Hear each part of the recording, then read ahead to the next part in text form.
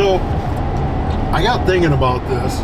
We had a little bit of a falling through with a previous subcontractor, an electrician, and it was big mistake on my part.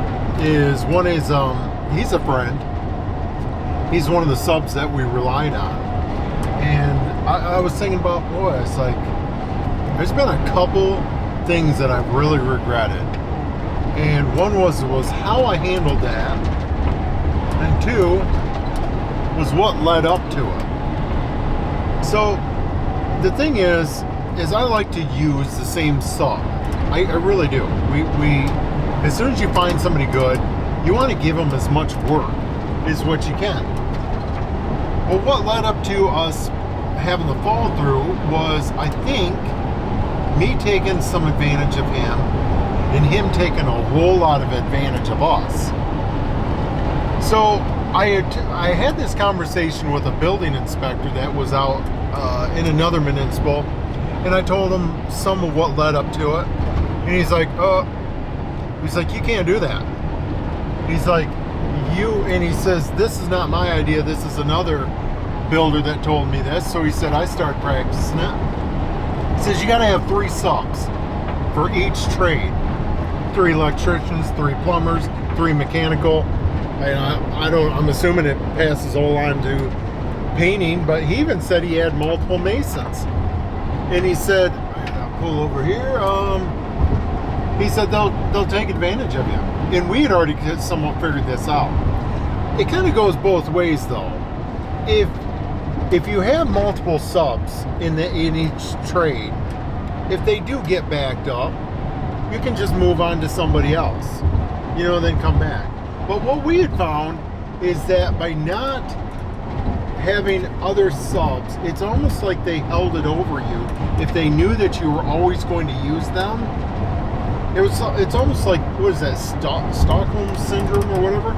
It's almost like they knew that you were always going to use them, so they could kind of treat you like crap. Now, I'm not saying that's what they were doing, but we've had this happen to multiple different. We had a plumber do this to us, multiple plumbers do it to us, and this electrician. And I could have avoided this by having extra electricians. The advantage with only using one, you almost have a better working relationship with them, because, man, if you're using a plumber or electrician or mechanical solely, man, they'll typically pick up the phone. But I noticed the more you use them, it's like the less that they'll fit you into their schedule. Would you agree with me? Yeah. So that's kind of weird. It's actually really weird, and we've seen it repeated multiple times. Now, one of the issues, I've kind of already dealt with that, but concerning the subs, it was almost repeated. Is we had a plumber and an electrician do this almost identical, about a year and a half separated. Is that they would request that I would send them what they wanted done at a job. Now my thought is, we do a lot of plumbing, a lot of kitchens and bathrooms, and they're pretty much all the same. So unless something is called out of the order, I just want the plumber or electrician to show up.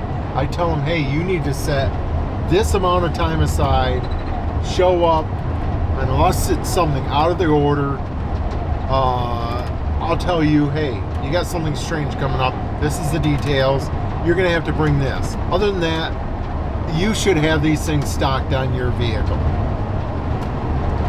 The reason is, this is a rub for me as a contractor. As a general contractor, I don't view myself as a GC, even though I am a licensed GC. The rub is, for me, is I'm getting them the job. I'm getting them the job. They're not having to go out and do any estimate. I'm saving them the time because, hey, they're going to be able to go there. They're going to charge me the same rate that they're giving to everybody else, except it's one less trip for them. So they're going out to the job. I mean, they're getting the job without actually even having to go out there. And they start to put stipulations on me and saying, hey, we need to know every aspect of this job. Fair enough. But on two different subs did this to where they weren't reading what I was sending to them. They weren't reading the emails.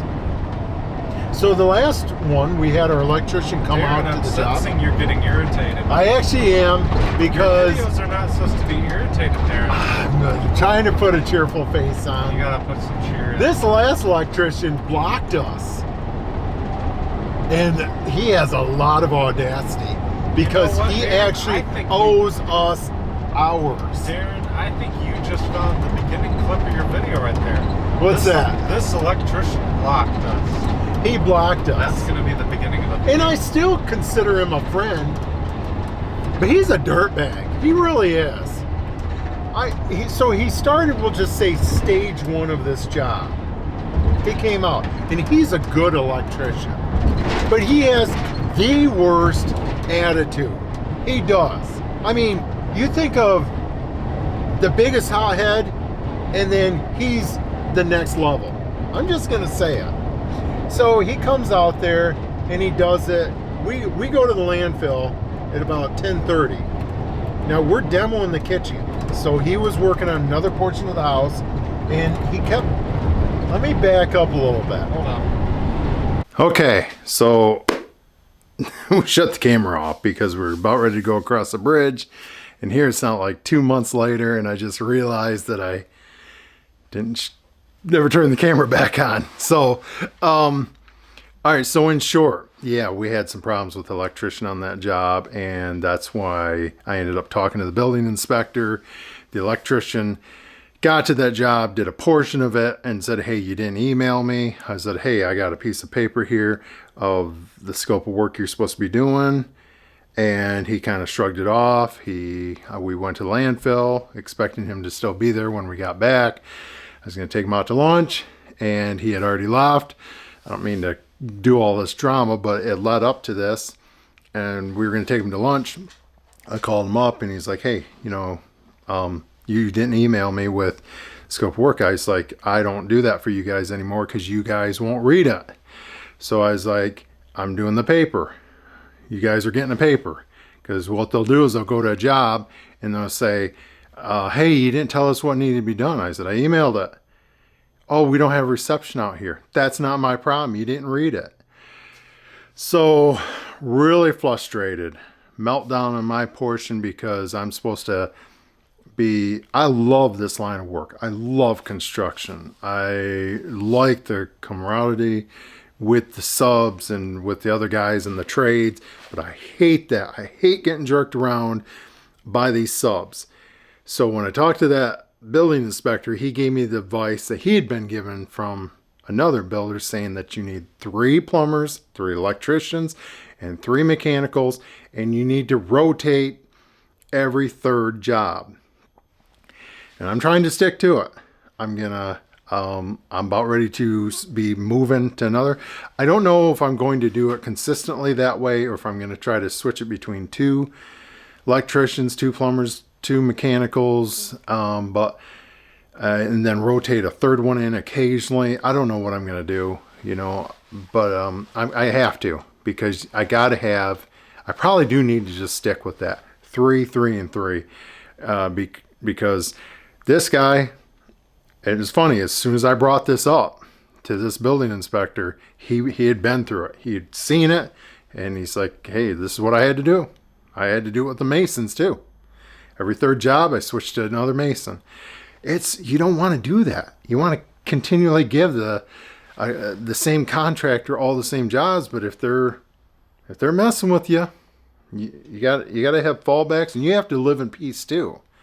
So, all right, this video will be valid for some other contractor out there that is dealing with the same stupidness. And all right, we'll catch you on the next job. See ya.